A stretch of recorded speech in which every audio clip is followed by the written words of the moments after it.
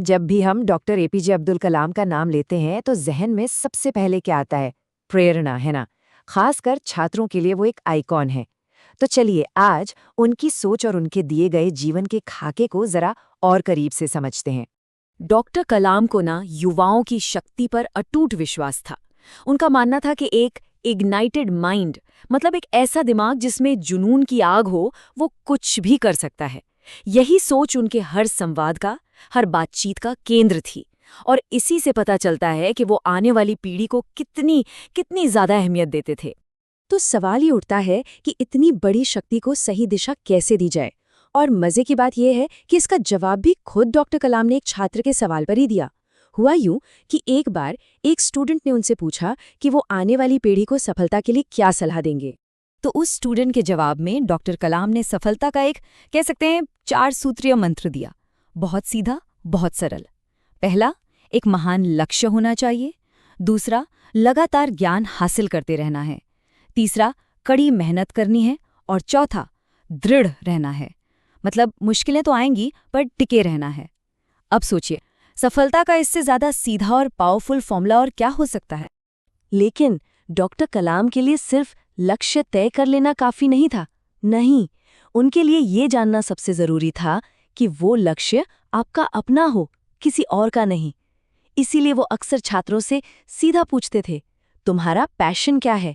तुम्हारा जुनून क्या है? उनका साफ मानना था कि माता पिता या समाज जो सपने हम पर थोप देते हैं ना, उनसे कहीं ज्यादा जरूरी है अपने खुद के जुनून का सम्मान करना। अच्छा, तो एक इंसान की सफलता तो ठीक है, लेकिन डॉक्टर कलाम की सोच, वो हमेशा इससे एक कदम आगे की होती थी। उन्होंने पर्सनल एम्बिशंस को, मतलब व्यक्तिगत महत्वाकांक्षा को देश के विकास से जोड़ा। उनकी नज़र में असली कामयाबी किसी एक की नहीं, बल्कि एक सामूहिक मिशन में थी। और ये बात तब और साफ हुई जब एक स्टूडेंट ने उनसे पूछा कि भारत की सबसे बड़ी ताकत और कमजोरी क्या है। पता है उनका जवाब क्या था? बड़ा तीखा और बिल्कुल स्पष्ट।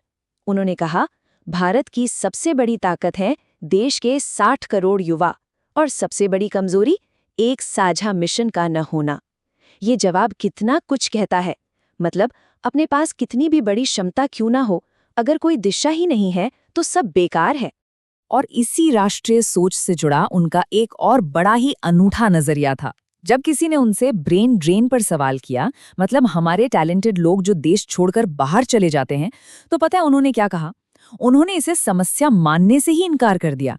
बोले, अरे ये तो ज्ञान का आदान प्रदान है, नॉलेज एक्सचेंज है। जब भारतीय विदेश जाते हैं और विदेशी भारत आते हैं तो इससे दोनों को फायदा होता है। सोचिए कितनी पॉजिटिव और ग्लोबल सोच थी ये। तो एक तरफ देश का मिशन, दूसरी तरफ ज्ञान का आदान प्रदान, ये सब बड़ी बड़ी बातें थीं। लेकिन डॉक्टर कलाम जानते थे कि इन सब की बुनियाद एक मजबूत नींव पर टिकी होती है। और वो नींव क्या है? वो नींव है मानवीय मूल्य, ह्यूमन वैल्यूज। और उन्होंने इन मूल्यों को ना किताबी तरीके से नहीं, बल्कि बड़े ही सरल रोजमर्रा के उदाहरणों से समझाया। जैसे प्रेम, वो प्रेम जो हमें अपने माता पिता से बिना किसी शर्त के मिलता है, वो तो अमूल्य है, प्राइसलेस है। फिर करुणा, इसका उदाहरण उन्होंने दिया एक हवाई जहाज के सफर से, जहां 2 दिव्यांग बच्चों के लिए बाकी यात्रियों ने जो अपनापन दिखाया, वो थी करुणा। और कृतज्ञता, इसके लिए उन्होंने सूरज का उदाहरण दिया कि देखो, अरबों साल से सूरज बिना कुछ मांगे पृथ्वी को जिंदगी दे रहा है। अब जरा एक गंभीर समस्या की बात करते हैं, करप्शन यानी भ्रष्टाचार। डॉक्टर कलाम का एक अंदाजा था कि भारत में करीब करीब 6 करोड़ घर, 60 मिलियन घर किसी न किसी तरह भ्रष्टाचार से प्रभावित हैं। सोचिए ये आंकड़ा कितना बड़ा है, पर उनका समाधान भी उतना ही अनोखा और कह सकते हैं शक्तिशाली था। उन्होंने कहा कि इस लड़ाई को जीतने के लिए कहीं बाहर जाने की जरूरत नहीं है, इसकी शुरुआत घर से ही हो सकती है।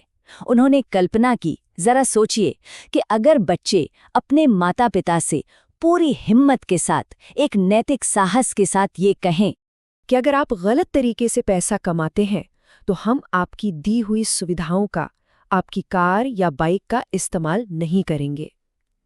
अब आप ही बताइए, क्या कोई पिता अपने बच्चे के मुंह से ये बात सुन पाएगा? डॉक्टर कलाम को यकीन था कि सिर्फ ये एक कदम भ्रष्टाचार को आधा कर सकता है। मतलब बदलाव की असली चाबी उन्होंने बच्चों के हाथों में देखी थी। एक साइंटिस्ट, देश के राष्ट्रपति, इतने बड़े बड़े पद, इतनी सारी भूमिकाएं। इन सब के बीच डॉक्टर कलाम असल में खुद को क्या मानते थे, ये मुझे लगता है उनके जीवन का सबसे दिलचस्प और सबसे मार्मिक पहलू है। और यही सवाल एक बार फिर एक स्टूडेंट ने उनसे पूछ लिया। जरा एक पल के लिए सोचिए, जिस इंसान ने देश को मिसाइलें दी, जो देश के सर्वोच्च पद पर रहा, वो अपनी किस उपलब्धि को सबसे ऊपर रखेगा? क्या होगा उसका जवाब? उनका जवाब कोई मिसाइल लॉन्च नहीं था, ना ही राष्ट्रपति भवन का कोई बड़ा फैसला।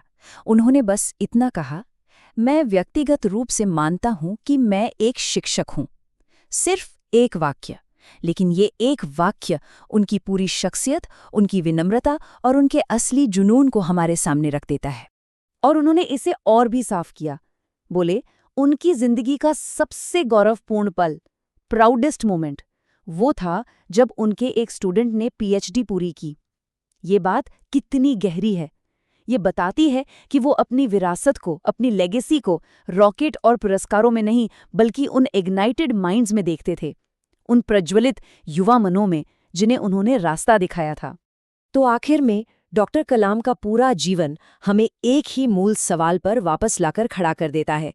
एक ऐसा सवाल जिसे उन्होंने पूरे देश के लिए और हर एक इंसान के लिए जरूरी माना। उन्होंने हमें एक लक्ष्य, एक जुनून, एक मिशन रखने के लिए प्रेरित किया। तो सवाल यही है, अपना मिशन क्या है?